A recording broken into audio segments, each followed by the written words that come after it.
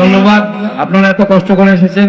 যদি সত্যি আমাদের মায়ের মূর্তিকে পছন্দ হয়ে থাকে, একবার জোর হাত তুলে বলুন জয় মা বাবা কালী, জয় মা বাবা কালী, জয় মা বাবা কালী।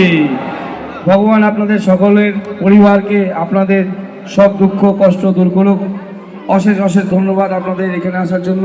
আশা করি আপনারা আস্তে আস্তে আমাদের ক্লাবের